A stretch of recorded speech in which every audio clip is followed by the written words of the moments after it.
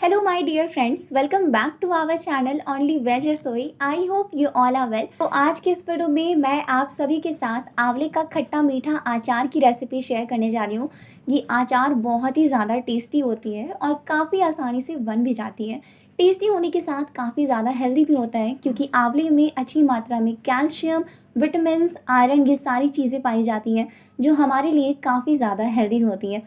इसके साथ ही आज हम इस अचार में गुड़ का इस्तेमाल करने वाले हैं और गुड़ भी हमारे लिए काफ़ी ज़्यादा हेल्दी होता है।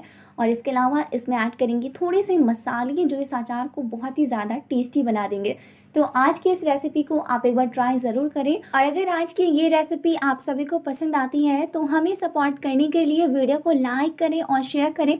और अगर चैनल पर नई बार आए हैं तो ऐसी ही और मज़ेदार रेसिपीज़ देखने के लिए हमारे चैनल को सब्सक्राइब करके बेल आइकन को प्रेस करना बिल्कुल ना भूलें। तो चलिए आज की इस वीडियो को शुरू करते हैं। आंवले का खट्टा मीठा अचार बनाने के लिए मैंने यहाँ पे आंवला लिया हुआ है। तो ये मैंने 500 ग्राम्स आंवला लिया हुआ है। सबसे पहले हमें आंवला को बॉईल करना है, जिसके लिए मैंने यहाँ पर एक प्रेशर कुकर लिया और इसमें मैंने सारा आंवला डाल दिया। इसमें हम थोड़ा सा पानी ऐड करेंगे और अब हमें इसे 1 से 2 प्रेशर आने तक पका लेना है।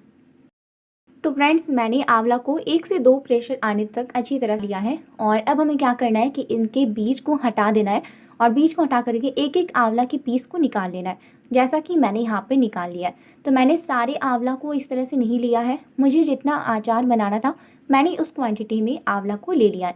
चलिए चलते हैं नेक्स्ट स्टेप की तरफ, जो हम अचार को रेडी करेंगे। अचार को रेडी करने के लिए एक कढ़ाई ले लेंगे और इसमें हम ऑयल डालेंगे। जैसे ही ऑयल गर्म हो जाएगा इसमें आधी छोटी चम्मच मेथी, 1 छोटी चम्मच सौंफ और थोड़ा सा इसमें हींग ऐड करेंगे और इसे हमें हल्का सा क्रैकल होने देना है। जब ये हल्का सा क्रैकल हो जाएगा इसके बाद हम इसमें ऐड कर देंगे आंवला।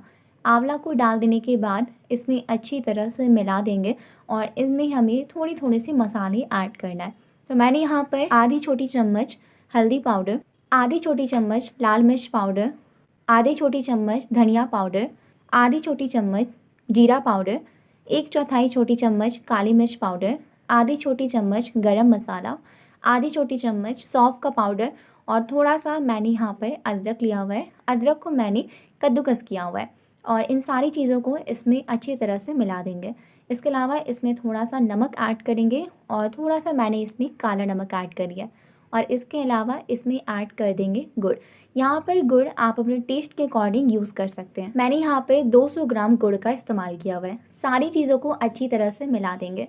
फ्रेंड्स यहाँ पर मसाले और जो मीठा है वो आप अपने अनुसार एडजस्ट कर सकते हैं, थोड़ा ज़्यादा या कम अपने अनुसार। और यहाँ पे इन सारी चीज़ों को मिला करके और लो टू मीडियम फ्लेम पर इसे ढक करके अच्छी तरह से हमें पकाना है, ताकि जितने भी मसालों का फ्लेवर्स है प्लस जो गुड़ की मिठास है ये आंवला अपने अंदर अच्छी तरह से ले ले।